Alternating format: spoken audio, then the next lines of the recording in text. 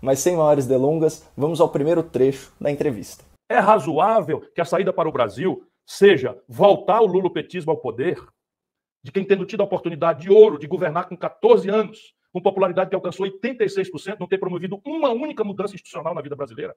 Eu brinco que a única mudança institucional que valeu para todo mundo no Brasil durante os 14 anos de poder do PT foi a tomada de Três Pinos. Realmente é uma mudança e tanto. O PT também conduziu o país para a maior recessão econômica da sua história e para uma década perdida. É ou não é, Ciro? E o Brasil era a nona economia do mundo e empobreceu para a 12ª economia do mundo.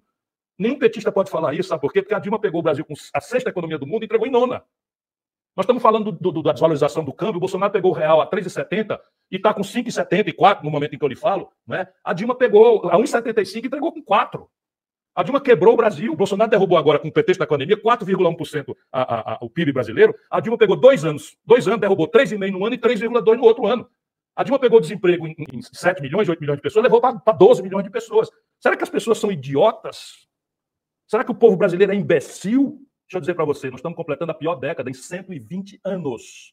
Antes da pandemia.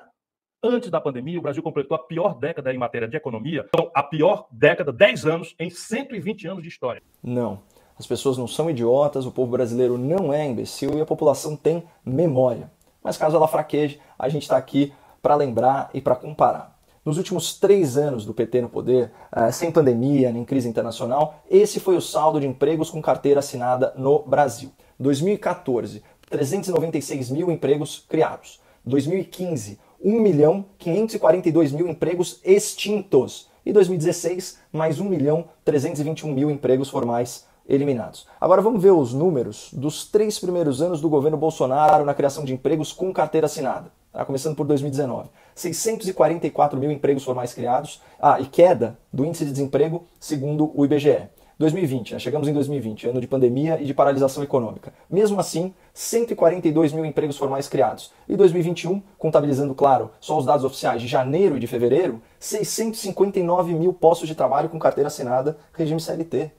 Ou seja, enquanto o governo Bolsonaro, no meio de uma crise sanitária e econômica de proporções globais, já acumula aí um saldo positivo de mais de 1.446.000 empregos formais registrados, o governo lulopetista praticou um verdadeiro genocídio das carteiras de trabalho. O Partido dos Trabalhadores governou durante um ciclo virtuoso de crescimento da economia mundial, quando o bônus demográfico favoreceu a população economicamente ativa no Brasil, que coincidiu com a explosão das commodities no mercado internacional e com a descoberta do pré-sal. Então, nas mãos certas, esse país teria decolado de verdade.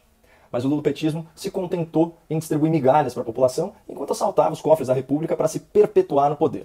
Não melhorou a qualidade da educação básica, medida pelo ranking PISA, não ampliou adequadamente nossa infraestrutura, nem criou um ambiente de negócios mais atrativo para investimentos a longo prazo, não corrigiu os privilégios do funcionalismo público, o inchaço do Estado, muito menos o desequilíbrio da Previdência Social, e não mexeu no sistema tributário, que prejudica justamente os mais pobres, com impostos sobre o consumo e sobre o trabalho. E como disse o Ciro, o governo petista teve tempo, condições políticas e popularidade para promover essas mudanças, até porque o Lula herdou de bandeja a estabilidade do Plano Real. E a propósito, o Lula ficou contra o Plano Real. Pelo Lula, a inflação tinha galopado mais ainda, porque para ele o Plano Real era um truque e o projeto de poder dele tinha que ser precipitado e tal. Vamos continuar. No fim, eu disse para ele, Lula, não é possível, você não pode transformar a vida brasileira, no ato de vingança pessoal. De vingança pessoal contra o povo brasileiro. Você já parou para pensar, disse eu para ele, vou dizer só o que eu disse. Se você não está com ódio ao povo, porque você achava talvez que merecia que o povo descesse lá em Curitiba e quebrasse tudo e lhe trouxesse de volta para o poder primeiro e único, eu perguntei a ele se ele não percebia o erro grave que ele cometeu transferindo a popularidade dele para uma pessoa sem nenhuma vivência política como a Dilma. Mas antes de seguir com o Ciro, eu preciso chamar a atenção de vocês para o partidarismo vexatório do entrevistador escolhido pelo Grupo Folha, o jornalista militante Kennedy Alencar. Parece que o jornalista ficou em pânico quando percebeu que um dos alvos do Ciro Gomes nessa entrevista era o Partido dos Trabalhadores. Mas não criou um colchão social, não tomou medidas para combater a corrupção, fortalecer a Polícia Federal, não houve avanço. Pelo amor de Deus, pelo amor de Deus. Participou da transposição do São Francisco. Olha, pelo amor de Deus, o Lula botou o Gedel Vieira Lima para administrar o projeto de transposição do São Francisco. Não fale isso, porque eu nem estou com vontade de falar isso. Mas reparem no desconforto do jornalista militante, chega a ser cômico. O Lula entregou Furnas para o Eduardo Cunha roubar. O Lula entregou o Ministério da Integração Nacional e o projeto de integração do São Francisco, o mais importante projeto do governo do Lula, sob o ponto de vista de infraestrutura, para o GEDEL, aquele dos 51 milhões nas malas. O Lula botou o Michel Temer na linha de sucessão do Brasil. Eu pedi, pelo amor de Deus, não faça isso, ele me acusou de estar magoado.